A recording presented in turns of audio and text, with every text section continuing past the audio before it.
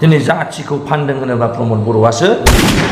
खुलुमबाय गासैबो इउटिउब नायनानै मोजां मोनग्रा रायजो राजा आफा बिदा फंबायमोन। आंजों लोगोसे दङ दिनैयो लैहोर लैहोर ब्रादार। खुलुमबाय। सर्ट टाइमनि गेजेराव जोबोद खम समनि गेजेराव आं लैहोर लैहोर ब्रादारखौ दिनै लोगो मोनदों। दिनै लैहोर लैहोर ब्रादारा प्रग्राम खालामनो फैदों, बेवहायनो जखाथाव लोगो मोनबाय।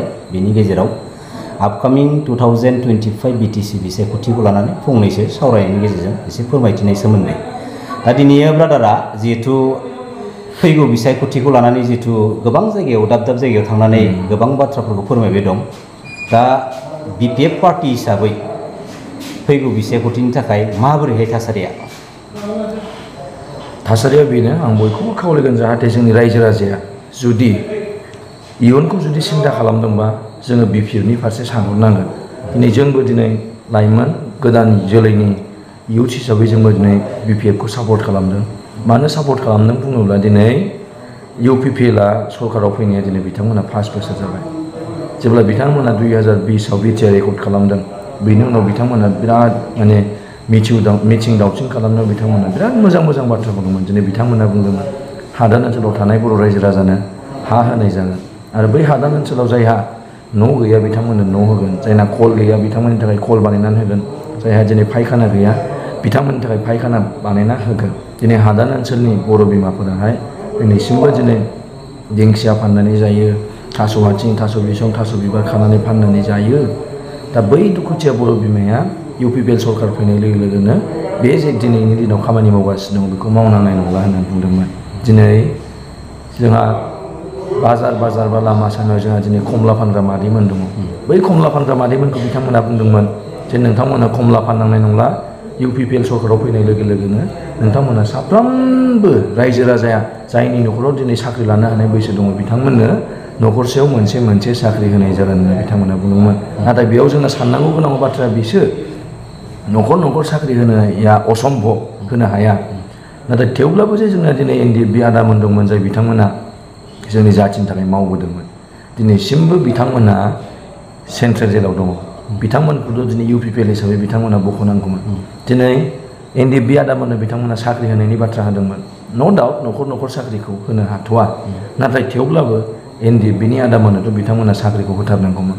गोदो बिटिसि एकर्ड जानायनि उनावहाय जेब्ला बिएलटिआ सुक्ति खालामदों, सुक्ति खालामनायनि उनाव जाय बिएलटि आदामोनहा साख्रि लानो बैसो दङ बिथांमोननो पुलिस मिलिटारि फर्सआवहाय दिनै हाग्रामा महिलारि सारा साख्रि थिसननानै होनायखौ जों नुनो मोन्दों।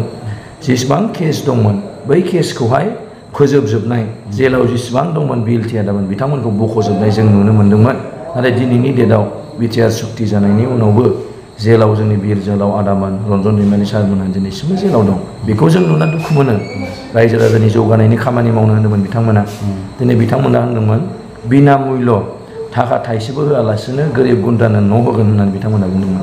नाथाय दिनैनि डेटआव थाखा लानायखौ जों नुगासिनो दङ।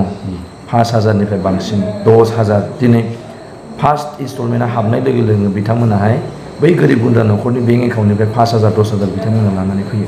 अब्ला नोंथांमोनहा गोरिब गुन्द्रा रायजो राजानि खामानि मावनो ओंखारनाया मानो दिनै जोंनि रायजो राजाखौसो नोंथांमोना खहा खालामगासिनो दङ? नोंथांमोना गावसोरनो बुंबाय 100 फुट गोथौ जावनानै नायब्लाबो बे बिटिसि हालामाव जोंनि बर' आबै आबौनि हारा मोनगोन होनना नोंथांमोना बुंदोंमोन। नाथाय नोंथांमोना दा मा खालामगासिनो दङ?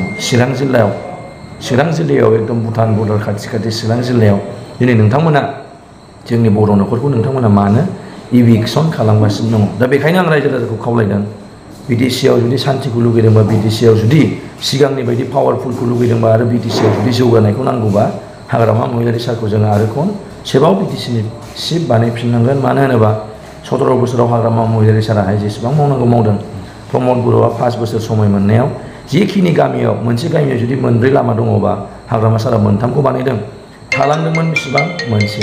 बे मोनसे थालांनाय लामाखौबो दिनै प्रमद बर' बिथाङा 5 बोसोराव बानायनानै होनो हायाखै। बेनो मोनसे प्रमान। प्रमद बर' रायजो राजानि खामानि माब्लाबाबो मावा। परिबर्तन आरो गोजोन सान्थिनि जा मोनसे स्ल'गानजों दिनैसिमबो पलिटिकेलि माने डायलग मारिबाय थानायखौ नुयो। परिबर्तना बेनो, बेखौनो बुंनांगोन जोङो। परिबर्तनखौथ' बिथांमोना बुंदों रायजो राजाया भुल बुजिदों होननानै बुंदों। नाथाय जों दा मा नुदों? साख्रि होदों दाख्लै बिथांमोना फरेस्ट डिपार्टमेन्टआव। साख्रि होनायनि मुङाव बिथांमोना 8 लाख फैसा दिनै बिथांमोना लानायखौ जों निउस मिडियायाव नुगासिनो दङ। जोंनि बर'फोरनि हाया गामि ओनसोलनि हाया 8 बिगा फानबाबो 8 लाख फैसा मोना। अब्ला जोङो बे गोरिब गुन्द्रा न'खरा माजों साख्रि होगोन? परिबर्तना बेनो जेलाव थानाय NDFB आदामोनखौ बख'गोन होनदोंमोन, दिनैसिमबो जेलनिफ्राय आदाया गवाखै। रन्जन दैमारि सारखौ दिनैसिमबो बख'वाखै। परिबर्तना बेनो गामि गामि लामा दालां बानायनो होनदोंमोन, नाथाय दिनैसिमबो प्रमद बर'आ थालांनाय लामा दालांखौनो दासिमबो बानायनो हायाखै। परिबर्तनखौ आं बेखौसो बुजिदों आरो दानि दिनावहाय बिथांमोना गोदो बिराद गरिबमोन UPP नि लिडारफोरा, दा माहाजोन जाजोब्बाय। बिथांमोना सुइजारलेण्ड बानायनो होनदोंमोन, नाथाय बिथांमोना गावसोरसो सुइजारलेण्ड थांनो थाखाय गाव गावनि पकेटखौ गरम खालामगासिनो दङ। बेनो मोनसे परिबर्तन। गोदो कम्बल मोनोमोन, साथा मोनोमोन, खुन्दुं मोनोमोन। मानो मोनोमोन? हाग्रामा महिलारि साराहाय गोरिब गुन्द्रा जाय बिथांमोना कम्बल खुन्दुं साथा बायनो हाया, बिथांनो सहाय हरनो होननानै बिथांमोननो कुम्बल साथा कम्बल राननाय जादोंमोन। दिनैनि डेटआव बे कुम्बल साथाखौबो मोनला। परिबर्तननि मुङाव बिथांमोना फानै फानै जाख्ल'जोबगासिनो दङ। बेनोथ' दा परिबर्तना। ETR एग्रिमेन्टनि जितु MOS नि हेडिं लाइनाव comprehensive and final solution to their demands while keeping intact the territorial integrity of the state of Assam।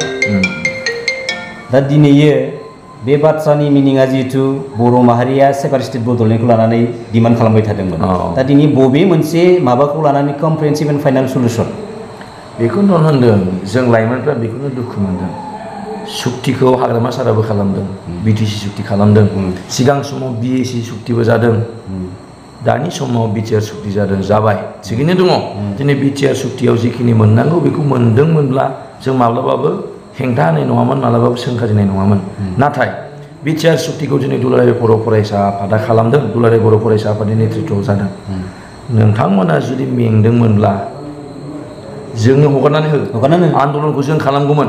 नाथाय मानो फाइनाल एन्ड कम्प्रिहेन्सिभ सुक्ति, बेनो बर' जाथिनि जोबथा सुक्ति होननानै नोंथांमोना मानो सुक्ति खालामगौ? जों दंमोन, जों गोदान लाइमोना जों आन्दलन खालामगौमोन। गोदो जोंनि बर' जाथिया हाथियारनि आन्दलन खालामबाय, हाथियार लायालासिनो आन्दलनबो खालामबाय। दा जों गोदान जोलै हिसाबै जोंबो गावनि खायदा बुद्धि मेलेमखौ बाहायनानै जोंनि बे बड'लेण्ड आन्दलनखौ जोंबो एसे सिगाङाव जोङो लांनानै दोनहैगौमोन। अब्ला बिथांमोना मानो फाइनाल एन्ड कम्प्रिहेन्सिभ सुक्ति खालामखो? बेथ' मोनसे हाग्रामा सारा बुङोमोन ना, दिल्लीयाव थांनानै बर' जाथिखौ फाननानै फैबाय बुंनायनि अर्थआ बेनो। दिल्लीयाव थांनानै जाथिनि मोनसे लास्ट सुक्ति खालामबाय, बेखौथ' जों फाननाय होननानै बुजिनांगोन ना। दिनै मोनसेबो दिनै सुक्तियाव लिरनाय दफाफोर 90% 95%आनो जाफुङाखै। अब्ला जों बेखौ मारै माने साक्सेसफुल सुक्ति जादों होननानै जों मारै बुंनो हानो? माने जों बुंनो हाया। प्रमद बर' बिथाङा गावब्राबो जाया होननानै समायखिरा लादोंमोन, चिफ EM मन्त्रि मिनिस्टार जाया होननानै समायखिरा लादोंमोन। दा फैबाय थानाय 2025 BTC बिसायख'थियाव मोननै जायगायाव बियो बिजाथिलाय गथायदों, बिनि सायाव मा बुंगोन? निश्चय प्रमद बर'नि बिजाथिलाय गथायनाया गयबारियाव जोंहा जोंनि BPF निफ्राय जितेन मुसारि आदा दङ। बिथाङा UPPL नि बिराद हार्डक'र सासे वार्कारमोन, तामुलपुर डिस्ट्रिक्टनि UPPL खौ दैदेनग्रा व्यक्तिमोन बिथाङा। दिनै बिथाङा जोंनि BPF आव फैदों। BPF आव फैनाय लोगो लोगोनो हाग्रामा साराबो टिकेट होदों। दा जितेन मुसारि आदाजों प्रमद बर' बिथाङा गयबारि समस्तियाव निश्चय जेनगोन। आरो जोंनि दतमा समस्तियावबो, दतमा समस्तिया जाहैबाय जोंनि प्रकाश बसुमतारी सारजों सिगां समनिफ्रायनो बिराद अननानै दावदै बायदि दिनै दोनबोजानाय मोनसे समस्ति। बेयावहाय प्रमद बर' बिथाङा सानदों जे बर' जाथिनि सेन्टिमेन्टनि बाथ्रा बुङै बुङै माने दतमा समस्तिनिफ्राय देरहानो हागोन नामा होननानै सानदों। नाथाय दतमा समस्तिनि रायजो राजाया जाम्बा नङा, दतमा समस्तिनि रायजो राजाया बुजिनो रोङै नङा। गोरों गोरा लेखा गोरों व्यक्ति दिनै दतमा समस्तियाव जोबनो गैयै दङ।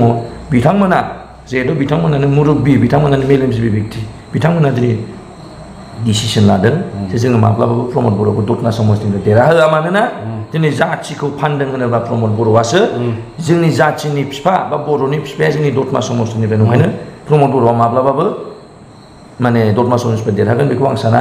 खिन्थु जुदि थारैनो रन्जन दैमारि सारा जेलनिफ्राय गयोमोनब्ला, थारैनो NDFB आदामोना जेलनिफ्राय गयोमोनब्ला, थारैनो NDFB आदामोना साख्रि मोनोमोनब्ला देरहानो हागौमोन खोमा दतमा समस्तियाव। खिन्थु बेफोर खामानिया जाफुङाखै, ओंखायनो माब्लाबाबो जिन्दगि प्रमद बर'आ देरहानो हाया दतमा समस्तियावबो। बर' माहारिनि बयनिख्रुइबो थगायसुलासिन लिडार दैदेनगिरि होननानै बुङोब्ला बे प्रमद बर' बिथाङानो मानगोनां रायजो राजा नोंथांमोन। लोगोसे आंनि बे इउटुब चेनेलनि गेजेरजों दान्दिसे सम होनायनि थाखाय जोंहा फंबाय लैहोर लैहोरखौ गोजोननाय बावबाय।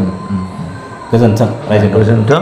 फैबाय थानाय 22 तारिखआव जाहाथे नोंथांमोना बयबो नांगोलनि सबियाव भट होनानै जोंनि हाग्रामा महिलारि सारखौ फिन खेबसेबाव बिटिसिनि सिट बानायफिनो बेखौ आं खावलायदों रायजो राजा नोंथांनिसिम। मानो होनोबा जाथिनि सानग्रा रायजो राजानि सानग्रा एकमात्र सासेल' बेक्ति दङ, बेनो जाहैबाय जोंनि हाग्रामा महिलारि सार।